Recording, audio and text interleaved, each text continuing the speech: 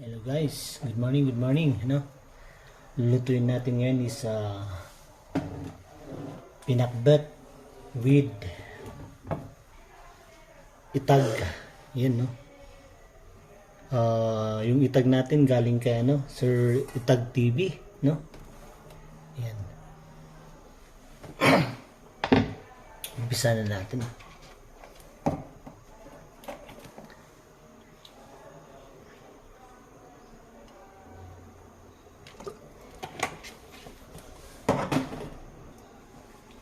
Umpisa na natin.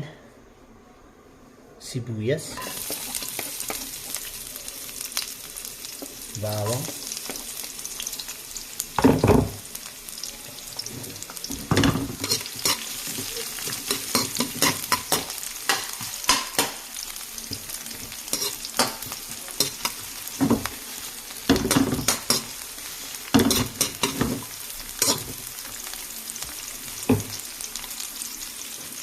Tag.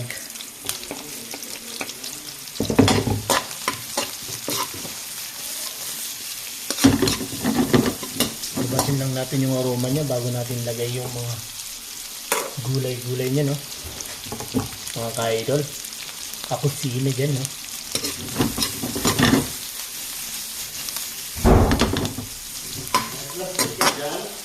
My bad.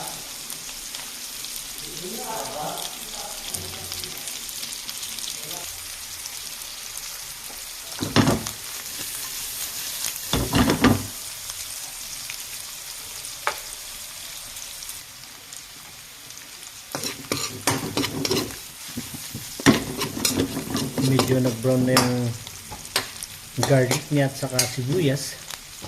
Lagyan natin ng konting tubig, tapos pakuluan natin para lalawas pa yung aroma ng itag natin, no, mga ka-idol. Yan, pakuluan lang natin siya bago natin ilagay yung mga gulay ng pinakbet.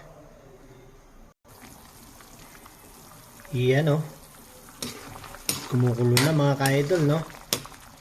Tikman lang natin kung okay na yung asin ng tutag. Doon mismo sa tag nang gagaling yung asin natin, yung alat niya. Okay na siya.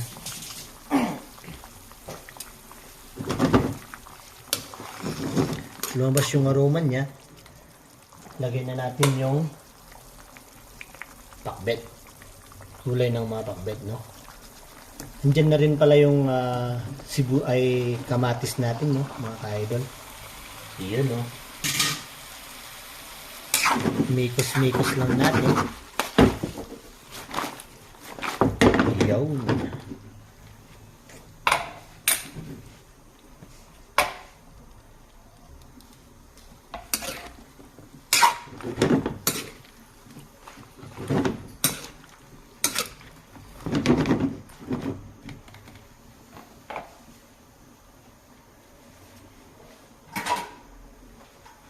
Takpan lang natin para maluto yung gulay niya, no?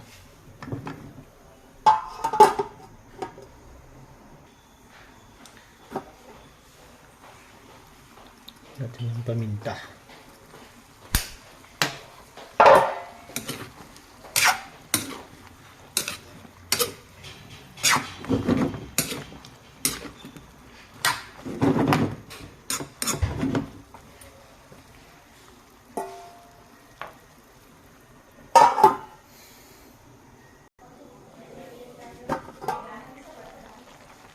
Wow.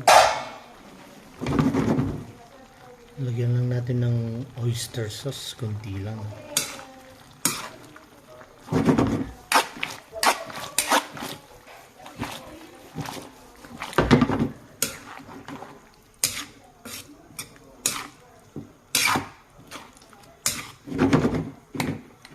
Huwag tayong halo ng halo kasi matuturog yung kalabasa natin, mga idol.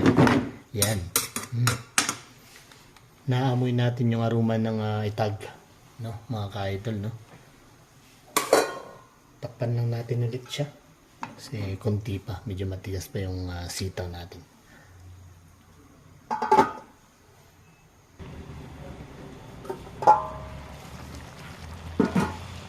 Yun.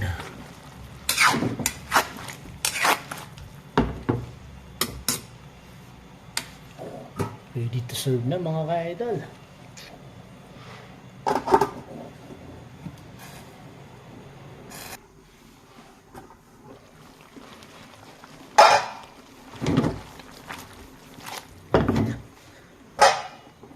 Yan ang ating